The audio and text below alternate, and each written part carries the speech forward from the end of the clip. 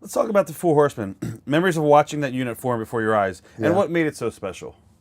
Well, what made it so special was, first of all, they all could work, and they all could give great interviews. They were tremendous about what they did, and they were all friends, and I hung out with them, and I feel a connection to them because I held the microphone a lot of their things.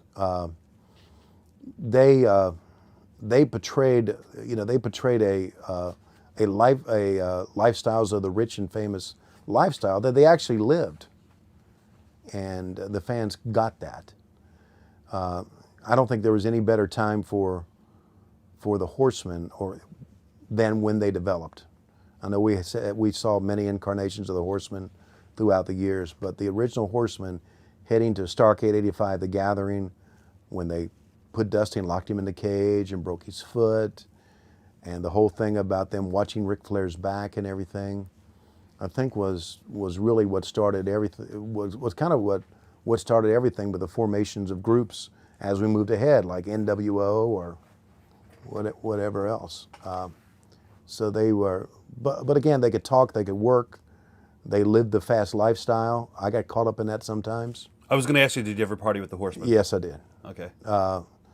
But that was only in the '80s.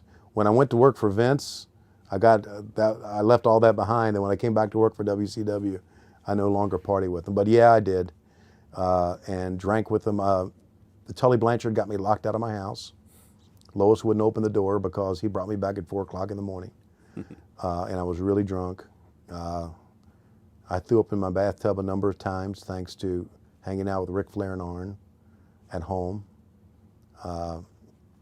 And it was one thing where Rick would say, I would call home and Rick said, next time put me on the phone with Lois. I'll make sure that she knows we're taking good care of you. And I say, I do not want you to talk to her. But she got to know Rick very, very well and knew that when I was out with him, I was doing crazy things. And of course, like everybody else, we all kind of saw Ric Flair do his nutty stuff on the road and Sock down the hallway. Sock down the hallway. Yeah, I was in I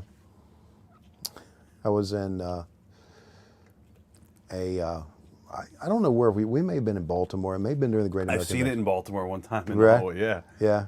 Well, this time he had a suite, and there was a party going on. I guess I don't know who. I know I was there, and the boys were there, and I don't know if it was just fans or friends or whatever. And it was in a suite, and I remember I was talking to someone, and he opened the door to his bedroom, and he stuck his head out. He looked at me, and he said. So I walk over, I'm thinking, I don't want to get involved in this. He said, you see that girl over there? I said, yes. He said, ask her to come over here. So I walk over and I say, the world champion would like to speak to you, my dear. And of course, oh, okay. We walk over to the door and he said, my dear. And he opens up and he said, and he has it in his hand. He said, would you put a sock on this? And she goes, oh gosh. And she runs away. And I'm thinking, how many people in the world can see this? Yeah. Yeah, right. Did you ever think the group would have had the legacy that it lives on today with the Four Horsemen? Yeah, I thought so. Yeah. I thought so because of, this symbol was a very simple symbol, and it really meant something. And it stuck with people, and they were, I think they were well marketed without an attempt to be well marketed. Where they could have made a lot more money off of them than they really did. But yeah, I don't think there's any doubt about that.